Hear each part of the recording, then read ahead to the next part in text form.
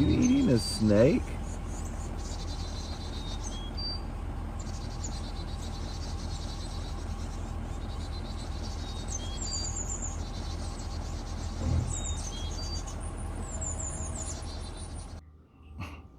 Yeah, family. You just witnessed what you saw. Yeah. That was a deer eating a damn snake. Now, I don't know about you. But the world has changed. I'm just going to go ahead and say that right now. The world has changed. And this is not going to be one of our typical lessons here tonight, because I want to go ahead and jump right into this here, because there's so much stuff that's going on this planet right now. But for those of you who are unfamiliar with the true nature of a deer, now, according to the scriptures, according to the dietary laws, the Father told us exactly what a deer eats. Not only a deer, but a deer and everybody in its family, its closest cousins and everything, they are herbivores, which means they eat plants, they eat shrubbery, they eat, grass and things of that nature.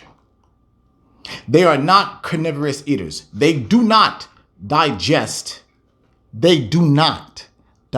meat. So when you're sitting there looking at a deer that's just chomping its bits at a snake, you better make sure that you understand what's happening on this planet right now, because what you just witnessed the turn of this planet. You have just witnessed the prey became the predator. That's what's getting ready to happen for Israel. Because right now with Israel, we are the prey, but we are about to become the predators. And this is why it is so important that we are going to read here today from the Wisdom of Solomon, chapter 3. We're going to continue in this series because the jokes are over. The time is done. It's all over. There's no time for games. There's no time for the little pitter-patter Bible messages that people are getting. Right now, it is time for the proverbial foot of the Most High to be put in your little asses now. Mine, yours, all of ours. Because now it has begun. It has begun. Now, whether you choose to believe it or not doesn't matter. Whether you choose to decide to listen to what I'm saying and take it as a joke, or to hear what I'm saying, listen to what I'm saying, and actually understand what you see around you and know that I'm not lying, that's a whole nother thing. So family, please open your Bibles to the Wisdom of Solomon. First and foremost, open your Bibles to the 1611 King James Version Bible with the Apocrypha. Now, please, let's go to the Wisdom of Solomon, chapter 3. Because family, I'm telling y'all right now, it's not a joke out here. It wasn't a joke from the beginning, and it's for damn sure not a joke now. The world has turned. The world has turned, and we are getting ready to see the ushering of the chariots in their true form. They are already showing themselves all over. Just in Vegas, they said that they had the 10-foot aliens in their backyard. And now, if you understand these scriptures, you know exactly that those were not aliens. But the biblical description of UFOs, as the world wants to call it, or what the world calls chariots and angels, that they're black. They're black. And we've had many lessons on those. Please go back in the library and look, okay? But now I want to go ahead and I want to start reading from the Wisdom of Solomon, chapter 3, because there's a lot of things that we got to jump into.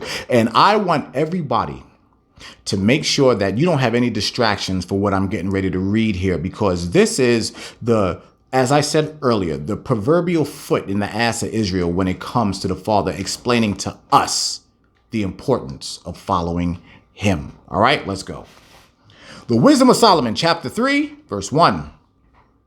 But the souls of the righteous are in the hand of God, and there shall no torment touch them.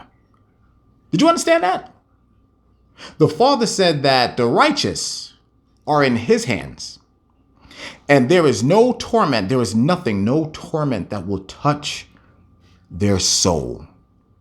This is why it's so important that you have to be righteous. That is why it is so important that you have to follow the Most High's laws, statutes, and commandments. That is your keys to the kingdom. That is the key to your mansion. If you don't follow the law, you will be in fire versus in your fire ass crib. I'm trying to tell you. And again, I'm going to say this again here too, for the individuals that don't like the way that I speak. I'm not for everybody. I'm not a Christian pastor. I speak to my people as their brother. That's how I talk. As if we were sitting down, not having no ridiculous fireside chat, but if we was like sitting down, just imagine, like I said, if this was a Heineken right now, you know what I'm saying? We all sitting around, we all sitting chilling, and we are having one of those types of discussions. We're having those conversations. That's how I talk to my brothers and sisters. I'm not fake. I'm not phony. I don't have to put on no accent. I don't have to speak in a white man's voice or anything like that. I come to you and I talk to you as your brother because that's exactly what I am. And I'm going to give it to you arrow straight. Bottom line, that's just how it is. All right. So if you don't like how I talk, go away. Don't watch. It's that easy. All right. So Wisdom of Solomon, chapter 2. Oh, no, chapter 3. Sorry. Chapter 3, verse 2. In the sight of the unwise, they seem to die, and their departure is taken for misery. Now, do y'all understand what that's saying? It's saying to the unwise. When you see one of our brothers or one of our sisters, and they just die suddenly, just all of a sudden, just bow. Now, we're not talking about like with a gunshot or anything like that. We're talking about like some of these types of freak accidents. A person fall off a ladder, or, a person's heart just stops out of nowhere. Like, how people like, they were perfectly healthy. They were so healthy. We don't know what happened. The Father called them home. Watch. I'm going to prove it to you with these scriptures. Watch. That when somebody just dies off like that, it's not always a bad thing. You see, many times people be like, oh, that nigga got judged. He got judged. No, that is not always the case. Yes, the Father will allow a person to die in disgrace, but that's not always the case, though. Every death is not always in disgrace. Watch. Let's go through these scriptures and look. Watch this. I'm going to read this one more time. In the sight of the unwise, they seemed to die. They seem to die.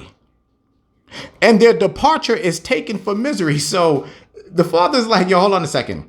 The unwise down there, they see one of these spectacular events or deaths take place, and they're like, oh my gosh, you know what I'm saying? And they think that person died in misery. But the Father's like, they didn't die in misery. Not only did they not die, they're only asleep. They never died. Verse 3, watch this. And they're going from us to be utter destruction, but they are in peace. So let's talk about that here for a second. So you may have a brother or sister that's keeping the law, statutes, and commandments. And they may not even have a desire to go home, but the Father went ahead and called their number, and it's time for them to go. You see, the Father did not allow this person to sit there on their deathbed and go through horrible pain, suffering. The Father did not allow that. And as we go through this chapter, both chapters, chapter 3 and 4, you're going to see, because this is going to build. The Father did not kill that person in disgrace. He called them home instantly. He said, okay, you know what? Right here.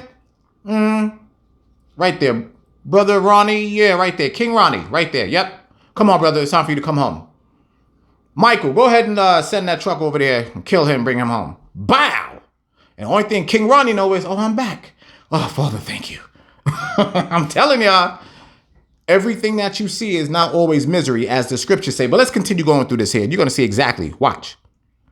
Verse 4. For though they be punished in the sight of men, yet is their hope full of immortality. You see, most people, most men and women will look at that and they will sit and banter all day. Like, oh, you see that nigga to die. He must not have been following God, because God never would have let him go out that way. You see, that's a bunch of nonsense. The Father was like, yeah, kill him, bring him home instantaneously. No suffering. They went in peace. They felt nothing. They felt no pain. They felt nothing. The only thing that they did was probably look. It was like, bow. Next thing you know, boom. Instant. That's true love. To bring somebody home and not even let them feel any pain. Oh, the Father must love them. He has to love them like that. A no pain death, a no suffering death. Y'all thinking about car accidents a little bit different now, aren't you? Yeah, I am. If I can die instantaneously like that, oh, yes, please. Please take me that way. I would much rather die in a car crash or just something that happens so fast that I don't even know that it happened. I would much rather die that way than to be laying on my deathbed, and just sick and, and all. I'm good. I'm telling you, it makes you think. Verse 5. And having been a little chastised, and having been a little chastised, they shall be greatly rewarded. For your chastisement, the Father says, I am going to reward you. They will be greatly rewarded, for God proved them. Oh, praises to the Most High. For God proved them and found them worthy for himself. Don't you want to be called worthy? Don't you want to be found worthy of the Most High? Don't you? Don't you? I'm expecting everybody to say yes.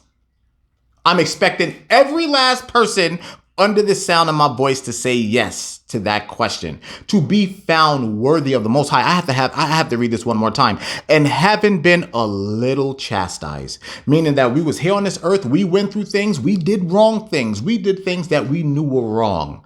But the Father went ahead and raised our spirits and called us home. And then when he called us home to this truth, we started keeping the law, statutes, and commandments. And then the Father said, now I'm gonna go ahead and get you up out of here. The Father said, I proved you to me. I proved you. I let everybody down there see what you went through. I put the most on you. I beat your ass in front of everybody because I wanted everybody just to see how strong you were. I wanted everybody to see that you were my son, you were my daughter, and I beat your ass in front of everybody and you was able to take it. You see, every time the Father put us through something, we be thinking that it's a punishment. The Father is trying us, putting us through that fire, showing our strength, displaying his strength through us.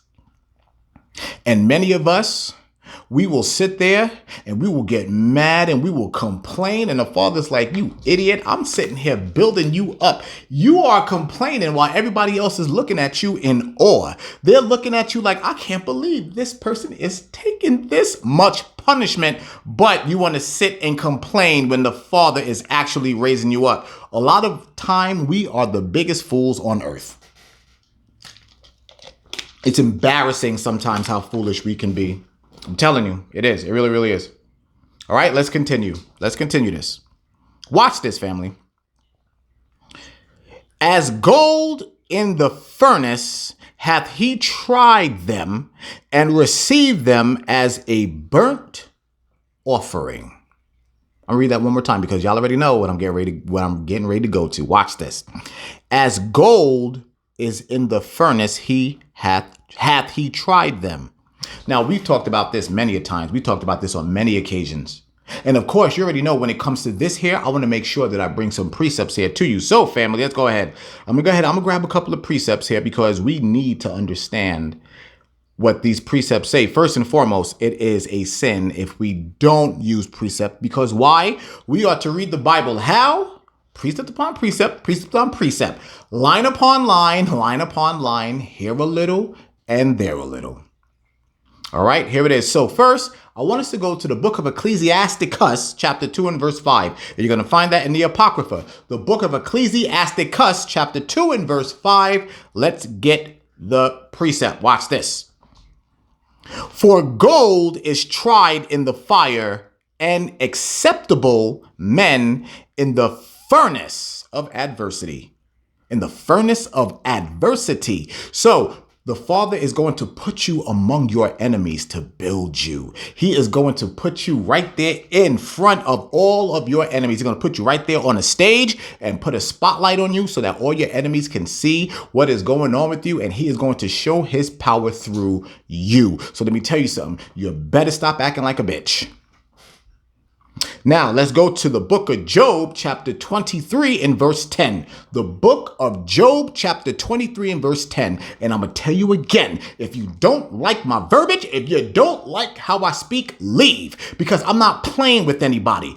We are past the point of playing. No more playing, no more games. The chariots are getting ready to come, and I'm getting our people prepared. If you are butthurt over what I say, then guess what? Go right ahead and get yourself some ass cream and put it right on the hole, because I don't give a damn. Job chapter 23 and verse 10. But he knoweth the way that I take. When he have tried me, I shall come forth as gold. That's what's getting ready to happen on this planet right here. The Father is now searching for his soldiers. He is now searching for his kings, queens, princes, and princesses. Now, the separation from the wheat and the chaff. That's happening right now. The separation of the goats and the sheep. It's happening. We're in that time now. No more games. All right, so that was there. So now I want to go to the book of Zechariah, chapter 13 and verse 9. And we talked about this not that long ago. So let's talk about this here one more time. And let's see exactly what it says. Because in Zechariah, chapter 13 and verse 8, it talks about the Most High killing the 2/3. But then there's this 1/3 that remains. Watch. And I will bring the third part through the fire and will refine them as silver is refined, and will try them as gold is tried. It's a 2-part process. They shall call on my name, and I will hear them. Remember, we read earlier, that's what the Father hears. I will hear them. I will say, it is my people, and they shall say, the Lord is my God. Again, that dichotomous relationship between the Most High and Israel only. That dichotomous relationship between Israel and the Most High only. No other nations, nobody except blacks, Hispanics, and Native Americans that make up the Israelites. That is our God. The God of Israel, who we're reading about. He's our God, ours and only ours, nobody else's. And don't you forget it. Okay, so that was that. Those were the precepts to that. So now let's go back to the Wisdom of Solomon, chapter 3. All right, and I'm really hoping that you guys are able to keep up, because there's 2 chapters that we want to do. I definitely want to get through this, and I don't want to lose anybody. All right, so I'm going to try to pace it as best as I can. But we do have a lot of ground to cover, so I do want to kind of get through this here a little bit, okay? All right, so that was the first part. So I'm going to read 6 one more time. As gold in the furnace hath he tried them and received them as a burnt offering. So remember when we were just reading there in Zechariah 13:9, the Father said that there's 2 things. First, I'm going to refine you as silver. So before you even hit the gold, before you even hit the fire for the gold, the Father said, first, I'm going to go ahead and I am going to solidify you. I'm going to remove your impurities. I'm going to do that first. And you see, a lot of us, that's the process that we're going through right now, where the Father is removing our impurities. He's taken all of these things out of us, and it's called sin. All of the things that you have been battling with, sin, from the moment that you were born, the very first time that your nostrils took in oxygen on this earth, not in your mother's stomach, when you came out.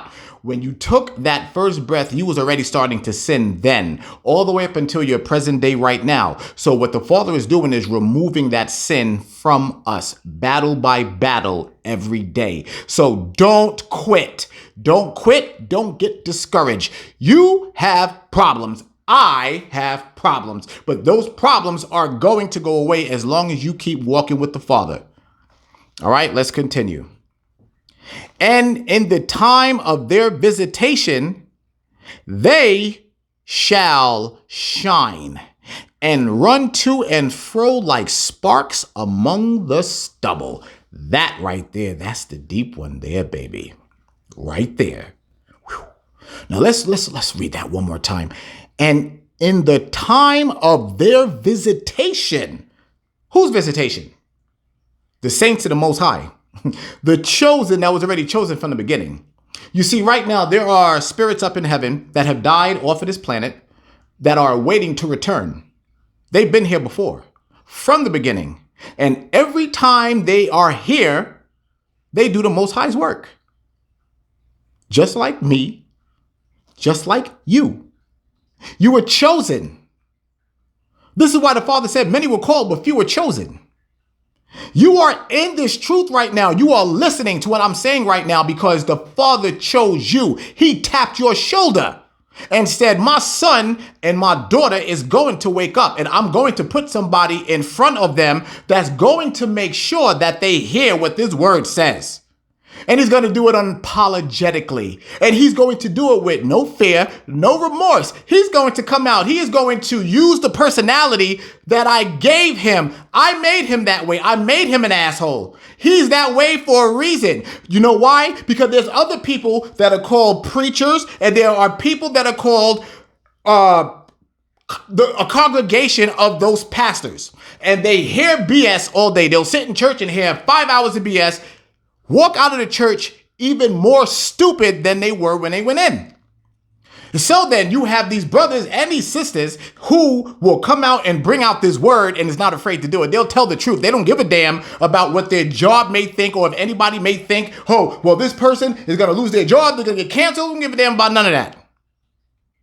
None. It's impossible to cancel anybody that the Most High is working through.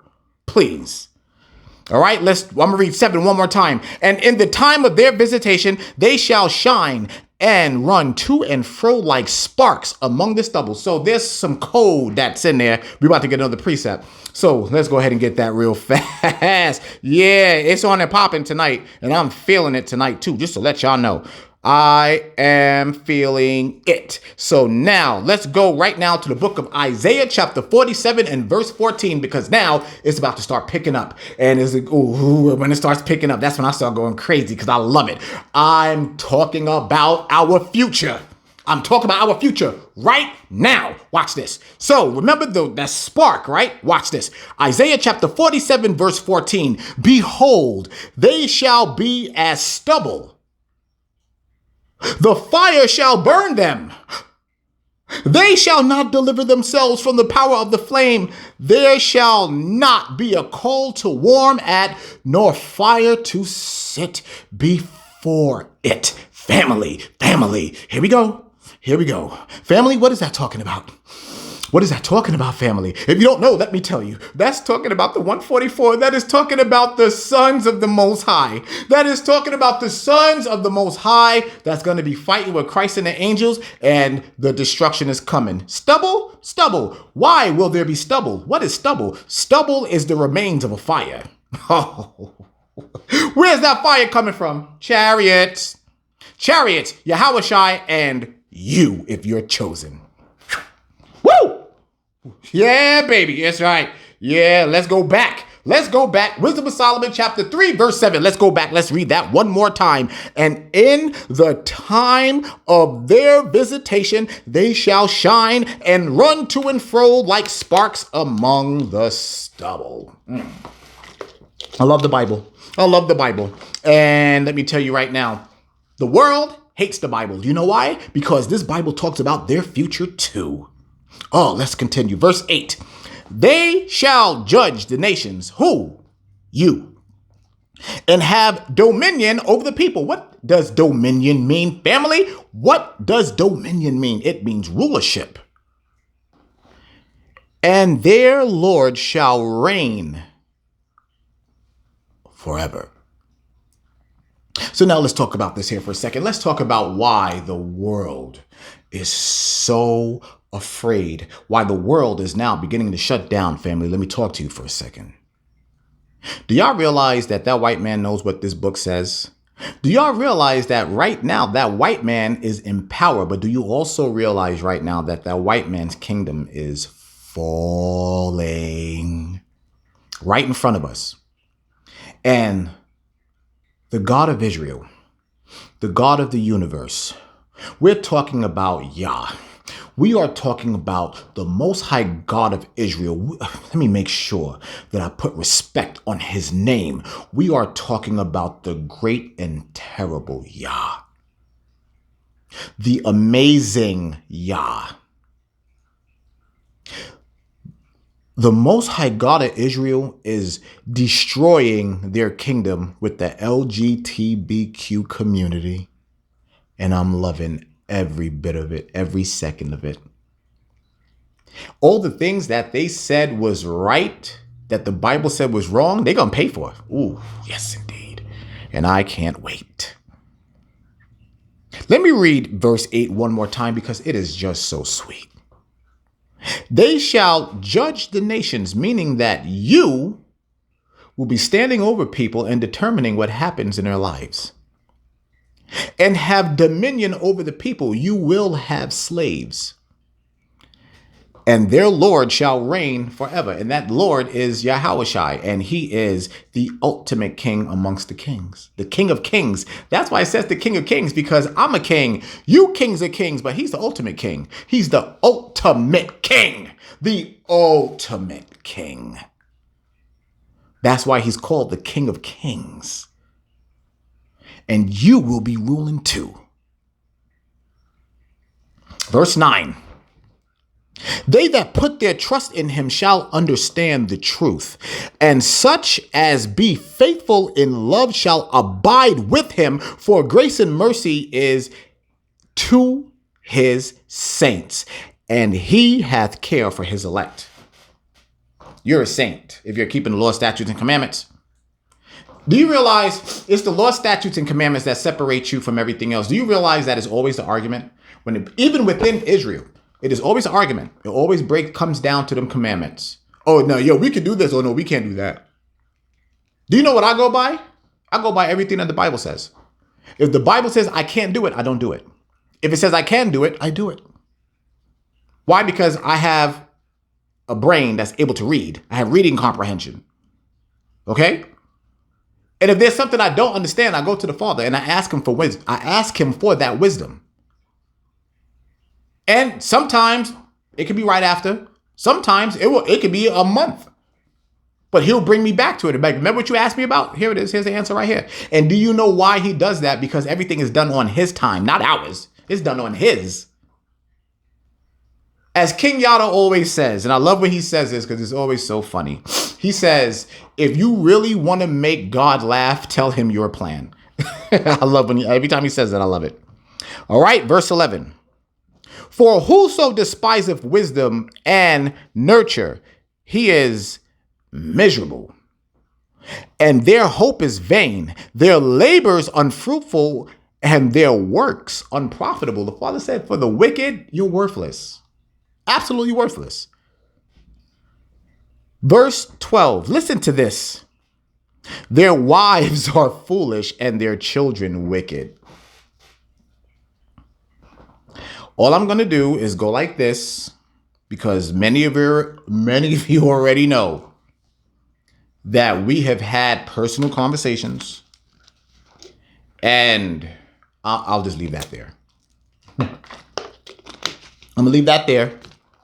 You remember how your mother used to say, if you don't have anything nice to say, don't say anything nice at all? So I'm going to follow that adage right there. Verse 13, their offspring is cursed. I can go ahead and tell you all the horrible, deplorable things I've done with some of these pastors. Let's leave it there. Their offspring is cursed. Wherefore blessed is the barren that is undefiled, which hath not known the sinful bed, and shall have fruit in the visitation of souls. Have fruit in the visitation of souls. How many people are you blessing on a daily basis? Let's read that one more time. Their offspring is cursed. Wherefore blessed is the barren that is undefiled. The Father said it is so much better for a woman to not be able to give birth, but still be undefiled. Don't have sin touch her at all. Versus a defiled woman with children, because now the only thing that you're doing is just creating generational sin. That's why so many of us are in so much trouble, because you are a product of generational sin, but you're not doing anything to change it. Your kids still wilding out, still doing crazy things. You're not cutting them off. I'm telling you, The Father is not playing with us, family. He's not playing. He's not playing. And we are too close to be playing games. Verse 14, and blessed is the eunuch. Now, let's stop. Because when people hear eunuch, they are thinking, okay, you know what I'm saying, a guy that can't screw anymore. That's not what it's talking about. As we just read in the verse prior, is talking about defiling the bed with sin. So that's what it's talking about. It's talking about a man that is not sinning. That's a eunuch. That's what it's referring to. Which with his hands hath wrought no iniquity. So he's not sinning with his hands either. Nor imagine wicked things against God. For unto him shall be given the special gift of faith, and an inheritance in the temple of the Lord more acceptable to his mind. You already preconditioned to see the things that's going on up there and what's right for you when you're righteous. You see, when you're righteous, you already see into the spiritual world. You have it. You have a sense of it. And the Father still has many doors closed off that you cannot open. But he said, I'm going to at least have you stand at the entrance so that when the gate does open, you're able to come in. Okay? That's the best metaphor that I can use for that. So we're not in the kingdom yet, but we're right there at the gate. I'm going to read that one more time. And blessed is the eunuch, which with his hands wrought no iniquity. He doesn't sin, nor does he sin in his mind, nor imagine wicked things against God, meaning going against the law. For unto him shall be given the special gift of faith. Faith was never acquired by you. You were given faith. It was a gift that was given to you. And you can't boast about it either. And an inheritance in the temple of the Lord more acceptable to his mind. So the mansions, the inheritance of the kingdom that we have coming, we already have it right here that's what we're getting. Okay, that's what it's talking about. Verse 15, for glorious is the fruit of good labors, and the root of wisdom shall never fall away. The root of wisdom shall never fall away. The root of wisdom shall never fall away. Why? Because once you have accepted the truth, once you start keeping the commandments, once you start doing what the Father tells you to do, that wisdom is put in you. The very same way how we can go to Ecclesiastes chapter 1 and verse 26. And what does the Father say? He said, yo, it's all about wisdom. It's right here. You want to fear God, use wisdom. All the wisdom is right here in this book. Just do what it says. That's wisdom. Do what the book says. That's wisdom. Okay? Verse 16, as for the children of adulterers, they shall not come to their perfection, and the seed of an unrighteous bed shall be rooted out. Now, you see what the Father said? He didn't say he was going to pull up the plant. He said he's going to pull up the seed. He's not even going to give it the opportunity to grow. So when you see so many of these people that's, in their mid-20s, 30s or whatnot, 40s, and they are 50s, 60s, and they are still not in the truth, Let me read that one more time. As for the children of adulterers, they shall not come to their perfection. That is a promise. They shall and will not come to their perfection.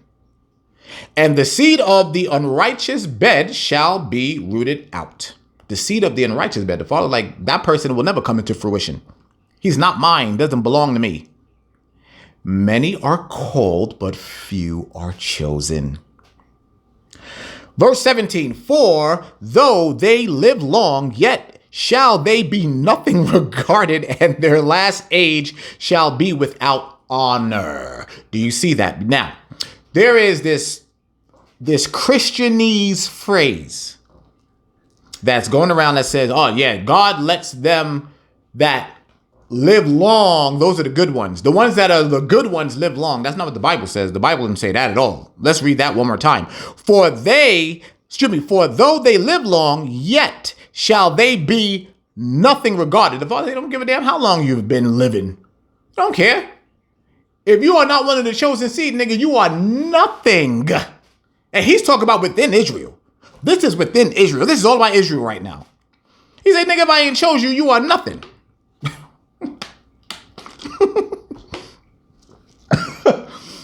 And their last age shall be without honor. You could be 106 years old. It don't mean that God kept you here. He was like, you meant nothing to him. You died from whatever. What did we read earlier? The father was like, yep, the ones that he loved, he'd be snatching right up out of here. A lot of y'all thought, because Big Mama lived, to be 92, she must have been doing good because Big Mama was going to church. She sat on that back stool, whatever you call them. I call them stools, toilets. They're in a house of shit anyway. Pews is what it is. Or she's sitting in the front. Either way, it doesn't matter. If she was in that church, she's going straight to the fire. Yep. I don't give a damn how you feel about your Big Mama. That's the truth. Verse 18, or if they die quickly, they have no hope, neither comfort in the day of trial. For horrible is the end of the unrighteous generation. I'm going to read that again. For horrible is the end of the unrighteous generation. Now, we done had, I don't know how many lessons about that, about what's coming.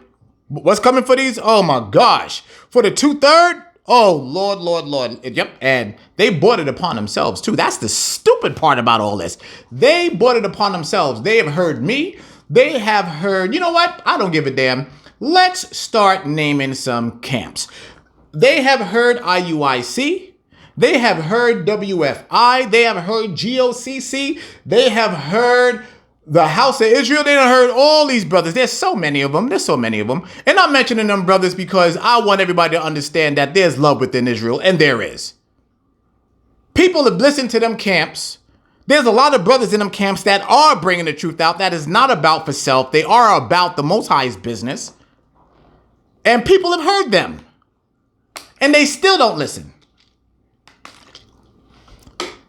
Because they're stupid. There's no other reason. They're stupid. All right. Wisdom of Solomon, chapter 4. Let's go ahead. Let's do this right now. Watch what this says. And this is referencing again what it said earlier. Better it is to have no children and to have virtue, for the memorial thereof is immortal, because it is known with God and with men. That's a hard statement right there. First of all, the Father, he just said it again. He said, it is better for you to not have children, but to have your life of immortality. You see that? Verse 2. When it is present, men take example at it, and when it is gone, they desire it. It weareth the crown and triumpheth forever, having gotten the victory, striving for undefiled rewards. Now, again, this is talking about righteousness. Righteousness wears a crown. Righteousness stands above everything. And when you decide to be righteous, when you decide to keep the law, statutes, and commandments, then that's the level that you go to. You go like this. You continue to stair step. Every commandment after commandment you keep is just going up, and up. So now the reverse of that, the less of the commandments you keep, the lower you go. Let's continue. Verse 3. But the multiplying brood of the ungodly, listen to that. But the multiplying brood of the ungodly shall not thrive, nor take deep rooting from bastard slips, nor lay any fast foundation. So the Father's making it clear that the unrighteous are going to die. They have no footing. They have no foundation. But it says something very prominent here. Look at this. Nor take deep rooting from bastard slips. So now remember, a couple of weeks ago, we talked about that word bastard and mamzer. Remember? And what they'll throw at you, they'll be like, oh, you see this right here? No. A bastard is a person that has had a child with a woman that's out of the other nations. That's not what that's saying. This is why I always tell y'all, the Bible will always defend itself, because this is talking about sin. Let's read it again. But the multiplying brood of the ungodly, talk about sin, shall not thrive, nor take deep rooting from bastard slips, nor lay any fast foundation. It's talking about sin. All right. So you can add that to your precepts for that, the one that we went over a couple of weeks ago. All right, verse 4. For though they flourish in branches for a time, yet standing not last, they shall be shaken with the wind, and through the force of winds they shall be rooted out. That's a storm. They ain't gonna be able to deal with the storm. They can't deal with it. Remember, they got to be put through the fire. Now, there are those, just like the Father talked about earlier, there are those of us that will go first and foremost through the silver, through the process of silver, then the process of gold. When that happens, you can't be shaken. Nothing's going to happen. But then there's these people, these ungodly individuals that's going to have to take those very same tests, and they're going to die. They will be put through the fire spiritually and physically.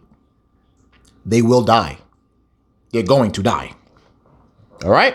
Verse 5. The imperfect branches shall be broken off, their fruit unprofitable, not ripe to eat, yea, meat for nothing. That's deep. The Father said, it doesn't matter what you have done on this planet. You are worthless. Absolutely worthless. Your fruit, meaning your children, worthless. That is so hardcore to look at you and to imagine somebody come up to you, right? And they look at you and they be like, you are worthless. And they'll look down at your child and be like, this little nigga worthless just like you. And their child is probably going to be worthless too. I'm telling you, the Most High is cold. He cold with it. He is. Verse 6. For children begotten of unlawful beds are witnesses of wickedness against their parents in their trial. That says everything that it's supposed to say. There's no explanation needed there. But though the righteous be prevented with death, yet shall he be in rest. Do y'all understand that? Y'all get that? Read that again. But though the righteous be prevented with death, yet shall he be in rest. Let's talk about that. The righteous don't die. You know what we do? The righteous sleep. We right now, the righteous, all spirits are in the presence of the Father right now. But those righteous ones, they sitting there and they getting on the Most High's nerves. You know, Father, when are you going to send everybody back to go start slaying? And the Father like, yo, y'all chill, just relax. Yo, I got that. Yo, calm down. Go play. Go do something with yourself. But they got them spirits up there. The scriptures say that. They up there aggravating the Father. Father, come on now. Come on now. When are you going to avenge us? And the Father like, yo, nigga, chill. Calm your nerves. Relax. Calm down. All right, let's continue. Verse 8. For honorable age is not that which standeth in length of time. Just like we read earlier. You said it doesn't mean that you lived a long time. That means nothing. Nor that it is measured by number of years. It's saying don't be counting them years. First and foremost, you're not supposed to be counting your years anyway. Those of you that still follow your birthday, you are an idiot. You're a fool. Because every time you count your birthday, guess what you do? You count your age. You are an eternal being. So all you're doing is aging yourself. Stop counting your birthday. First and foremost, it's a sin. You're not even supposed to acknowledge that day. Dummy. Stop it. Verse 9. But wisdom is the gray hair unto men, and an unspotted life. And unspotted life is old age. So if you don't understand what that's saying, the Father's like, yo, hold on. First and foremost, if you just say, so speaking like, if this was the Most High speaking, if the Father was like, I decided to bring you home at 30 years old. You lived a long life. Why? Because you did my work. At 30 years old, you know what? I'm going to open up to y'all a little bit. You know what? Let me stop this bit. Let me open up to my family a little bit. Because this just made me think about something. It's on my spirit to tell you about it. So, my mother, right? So, for those of you, like I said, many of you don't know me personally and stuff like that. So, let me get a little personal with y'all. So, I lost my mother when I was 13 years old. My mother died from a disease called amyloidosis. Now, this was back in 1994. Now, back in 1994, amyloidosis, there were two recorded people on this planet that got that disease. My mother was one of them. My mother was 40 when she died. She was 40 years old. Now, I could be one of those people that will sit here. I could be one of those people that will sit here and find every excuse in the world why I am supposed to be an asshole or a prick or whatever to somebody because my mother died. I could do that, but I don't. And not only that. So let me tell you about my mother. So with my mother, right, with this particular disease here, with this amyloidosis,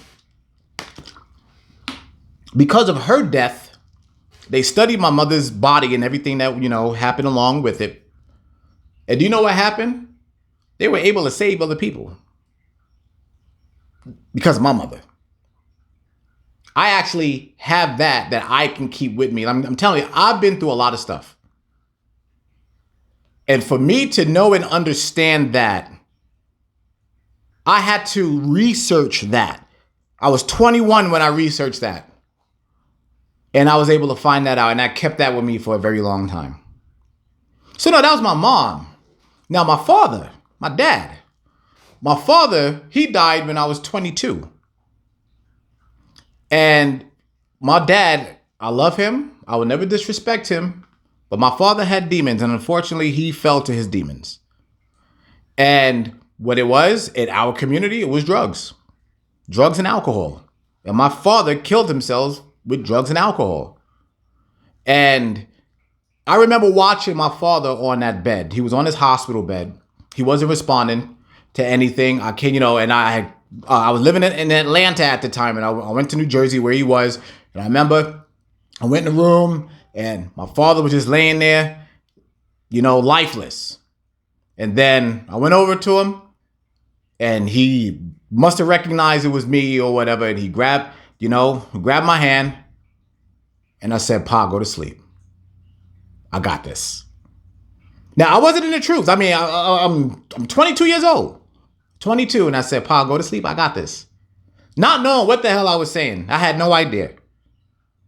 But I'm still holding my father's hand.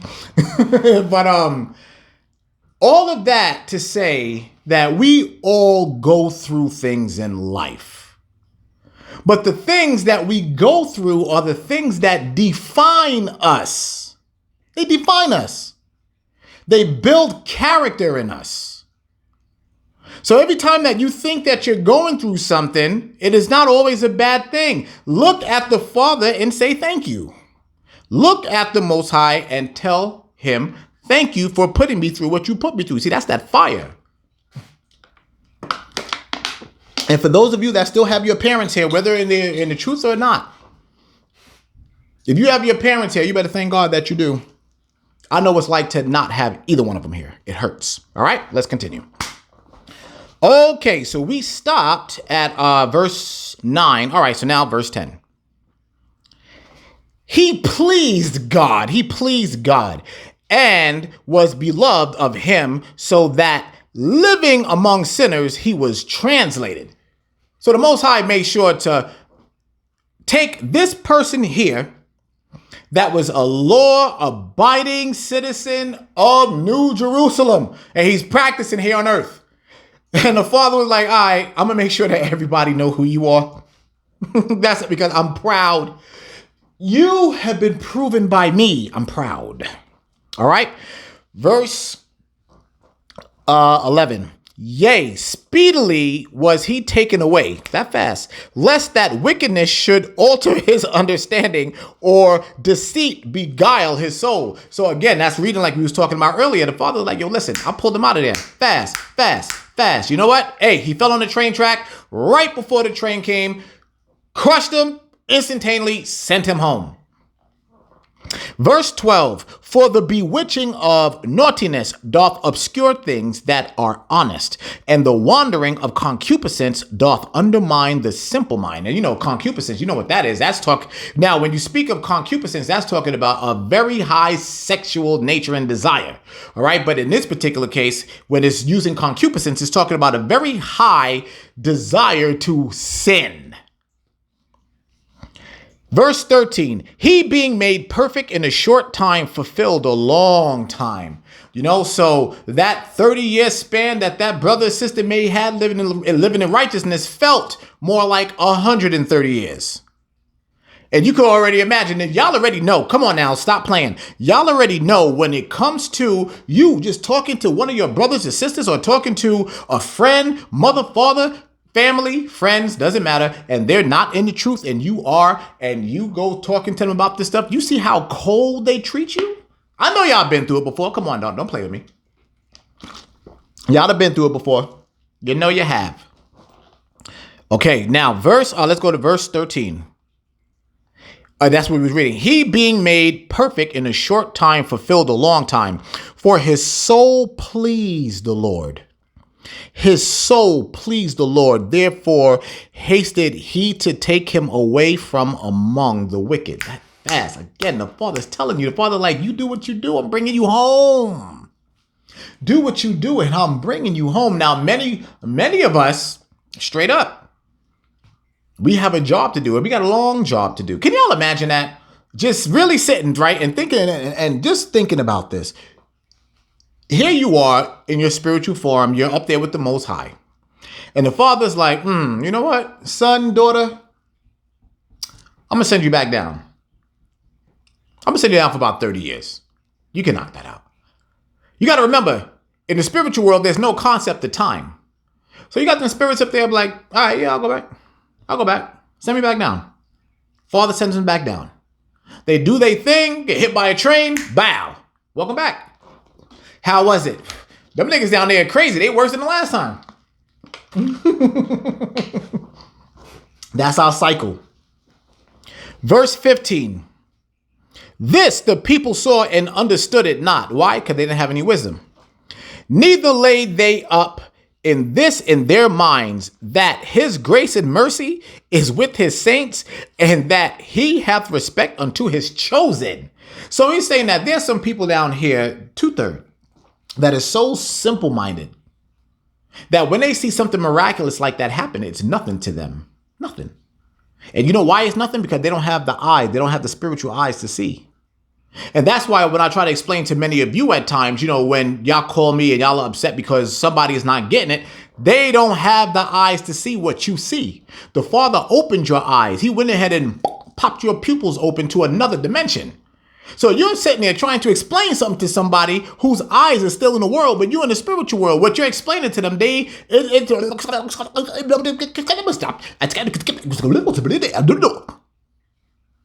that's what they hear when you're trying to talk to them. Straight up. That's what they hear. They don't understand what the hell you saying. You have a much different perspective. Their vision is, what's bad vision? I don't know. We all know 2020 is good vision. I don't know what bad vision is. Whatever the number for bad vision is, that's what they see. But when in the spiritual world, you see 2020. You have perfect vision. And their ears are not circumcised to hear what the hell you're saying. It's not. All right, so let's continue. Verse 17, for they shall see the end of the wise. They shall see the end of the wise, and shall not understand what God in his counsel have decreed of him, and to what end the Lord have set him in safety. Wow. So, here it is again. The Father's like, I'm going to go ahead and take you out. Not only am I taking you out, but you're going out safe. But the idiot down there is not going to be able to understand that you got hit by a car or whatever the case was, or you just all of a sudden had a heart attack out of nowhere. You know, you sitting there playing ball. You know, and they saying, oh my God, they had a heart attack. What was happening? What was he eating? How was his cholesterol? Did he have high blood pressure? And the Father's up there shaking his head like, you dumbass idiot. I brought him home, stupid. Verse 18, for they shall see him and despise him.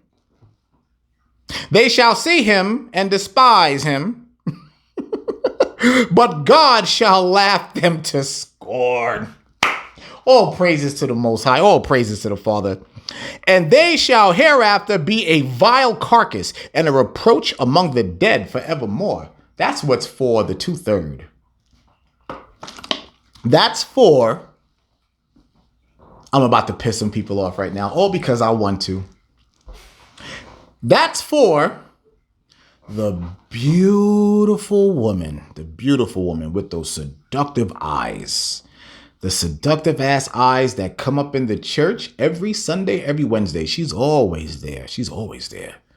Always there, in her little church outfit, pantsuits and everything. And she just think that she slid out of the ass crack of every beautiful woman on this planet. So she walks with that bounce. Y'all know what I'm talking about. Y'all have seen this woman. Y'all know this woman. You even said her name. Because we all know a woman like that. All of us. Male and female. We all know a woman like that. And she goes and she sits her stank ass down in the church. And she thinks that she's above everybody. She thinks she's better. She looks down over, she looks over her shoulder and looks at the top of her nose down at you. But yet, what the Father say about her? They shall see him and despise him, but God shall laugh them to scorn. And they shall hereafter be a vile carcass and a reproach among the dead forevermore. So you have one of those sisters that go and they talk to somebody in the truth, male or female, and they're telling you that you're crazy. They're saying that you are a part of a cult. They're saying that you lost your damn mind. You don't know what you're doing. You don't understand the context of what the Bible is actually saying. You don't get it.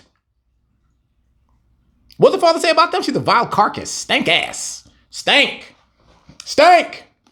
From her track all the way down to her sack. Stank. Fish. And the Father said it.